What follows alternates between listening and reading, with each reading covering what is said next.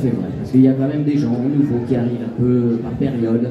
Mais vous savez, en fait, dans le doublage, comme dans n'importe quel projet, il y a les rôles principaux, les seconds rôles, et après il y a aussi les ambiances. Il y a du travail sur les ambiances. Les ambiances, c'est tous les gens qu'on ne voit pas forcément à l'écran, les foules, les gens qui, par exemple, dans une soirée, on entend des voix à droite, à gauche. Bon, ces ambiances, on prend des comédiens.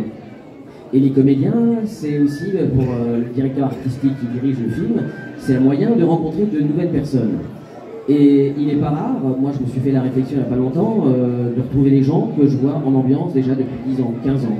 Je dis, mais je veux voir le DA, le directeur artistique, en disant, mais comment ça se fait qu'ils sont toujours à faire que des ambiances? Parce qu'on les a testés sur d'autres choses et que ça marche pas. Voilà, c'est-à-dire que ça a l'air facile. C'est comme quand on voit une ballerine, on se dit, oh, la grâce, mais qu'est-ce qu'elle est belle, ça a l'air tellement facile de danser. Et si vous vous rendiez compte du travail qu'il y a derrière, la grâce, elle ne vient pas comme ça, c'est énormément de travail. Et il y a des gens qui sont faits pour ça, il y a des gens qui s'imaginent qu'ils sont faits pour ça et qui ne sont pas faits pour ça, et qui n'arrivent pas à avoir les épaules pour faire ce qu'on leur demande. Donc c'est aussi, ça réduit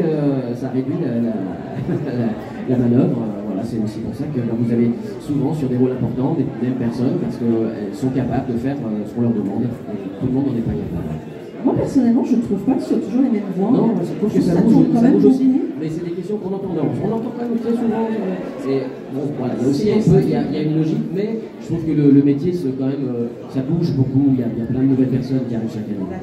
Et ce qu'il faut expliquer aussi, c'est que quand on est sélectionné, on ne choisit pas nos rôles. D'accord? On nous met sur des essais. On est des fois 5, 6, 10, 15, 20, 60, des fois, sur un personnage. Et en fait, il en restera qu'un à la fin. Donc il faut que celui qui reste, ce soit toi. D'accord?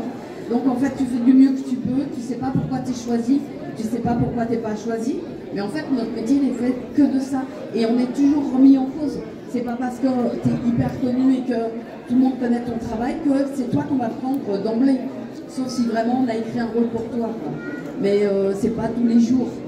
Et voilà, et donc on est quand même intermittent du spectacle, pour revenir à ta première question.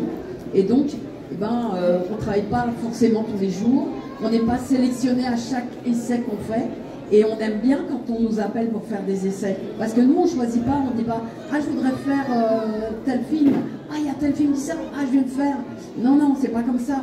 Il faut que le directeur artistique ou que le diffuseur dise « Ah, sur ce film, j'aimerais bien qu'il y ait Patch ou Damien ou Manu, quoi. » Tu vois, et là seulement, on va faire appel à toi. Et c'est jamais gagné. Par exemple,